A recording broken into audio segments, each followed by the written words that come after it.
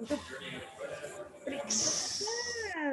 BliXX, welcome. Today we're gonna go into our second Conscious Kink Embodiment Practice, and it's about embodied consent. When it comes to consent, there's two parts to it. One part is finding consent prior to the conscious kink play or to the scene. So we're using our words to negotiate about what is going to happen in the encounter of these two or more people. And then the other part of it is expressing consent during the play, because what you have defined prior might shift and there might new boundaries or new desires arise. So we're going to talk today into both sides of consent and share with you our BliXX magic. Also, another reason is when we talk about consent and we negotiate the scene, usually we talk from the mind. We talk about what we think that we would like or base it on past experiences. This is one part and it's beautiful and it's good to have it there. But as well, sometimes when we start a scene and experience these feelings with the body, there is a split there. Sometimes it's different. The sensations and the feelings and the thinking that we had before. So this is why it's always good to leave this open and to create a structure that support us with finding consent during the practice, during the scene. Exactly. So, Beatrice, tell us a little bit more about finding consent prior to the scene. What are the crucial ingredients to have in a negotiation for a conscious kink scene? Okay, so the first thing that should be on the table is a conversation about sexual health, about STDs. Of course, health is something which is private, so we don't need to have this conversation with everybody. It depends on what are our intention. If we intend fluid exchange, then this is mandatory that you have this conversation. If you, as we know, kink allows a vast range of play that doesn't involve fluid exchange. So in this case, I mean, it's up to you. We always encourage to have this conversation to remove the shame that comes from the hiding or from not talking about certain things. However, we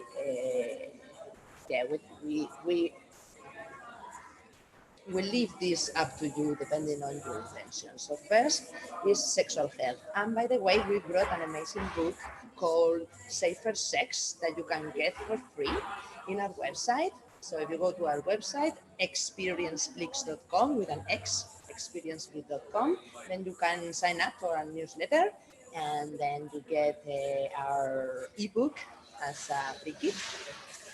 So another very important thing that we need to talk about is about our desires in this particular setting and in this particular scene. What we would like to experience on the body, at the level of the mind, energetically. Just talk very clear and the most specific that you can about what would you like to manifest in these interactions. Another thing is to talk about fears or trauma. So if you are consciously getting into a scene because you want to relive a traumatic experience and then use this scene to heal something, be very clear about that. Talk about this trauma if you know about it. If you don't know, but some fears are arisen during this conversation, of course, talk about it and name them to name them. And another very important thing that we need to talk about is the boundaries. What are our limits? What is a no? What are our higher limits? Not only on the body, but as well in the mind. In the body, we talk about what kind of parts of the body we want them to be touched or until what. until where we want to arrive, what kind of practice are a yes or a maybe, and what kind of practices are not a no. And as well in the level of the mind, as well if there is any word that we would like to be called, if there is any specific expression that we know that we are going to be triggered or we don't resonate and we just don't want to have it in the game, as well as your moment to express. Mm. Yes. And besides talking about desires, fears, traumas, boundaries, and sexual health, it's always good if there are some other agreements from other relationships that might affect this play or some expectations around that to bring this to the table as well. And also to share, especially if it's a new playmate that you're encountering, how are you best nourished after the scene as a recipient? What is your physical and emotional needs for aftercare? So now that we have set the container with these ingredients, we're moving into the scene. And as Beatrice said before, boundaries can shift, and something that you might think in your mind beforehand is not what you really need in this very moment when you are in the scene in your body. So we in BliXX we're navigating with a somatic consent scale that is a color scale where you can indicate and check in as a dom or as a giver, as the active part. You can check in, ask for colors, and as the recipient, receiving part or the sap, you can also indicate where you are with these colors. So this colors is green, means yes and more. BliXX, but it's like, yes, this is just perfect, my yummy pleasure zone.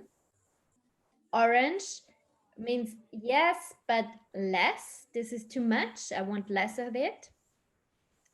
And red means clearly this is a no. I don't want this. Remember, no is a full sentence. And you can dive into doing something different, have a break, depending on what you agree around what red Well, means. red always means we stop whatever I'm doing. And then afterwards, we can have a conversation, we can have a negotiation, we can have an adjustment or no. But yeah, no means we take a break here. Red means Red. we take a break. Yeah. Red is hold. Code red. Okay, so we have green, BliXX, orange, and red. Very good. So now we are going to just do a little demonstration, a little practice where I'm going to play the dom, the top here. Ariane is going to be in my bottom. So as I cannot touch her, I'm going to give her some commands. So Ariane, you look very pretty today. Now, can you hold your hair with your hand and pull? Mm. Give me a color. Mm. Green. Okay. So can you move your hand towards your left and pull more, Ah. a little bit more, BliXX. BliXX. legs, a little bit more. Ah. Can you move your hand to the right, to the left? Give yourself some confusion. Mm.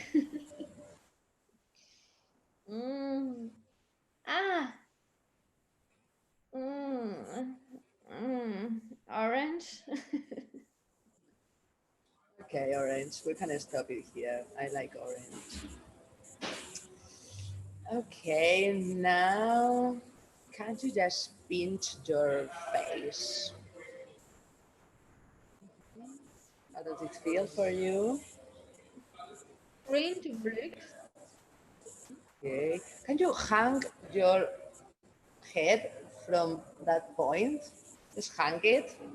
Ah. Okay, can you give me a color? Black to orange. Okay, very good. Just put your hand straight. Okay, back again. Very good. Now please stand up. Look at what we have here. Exactly. Show me your body. Turn around. Be sexy for me. This is not sexy. This is very bratty. Can you seduce me?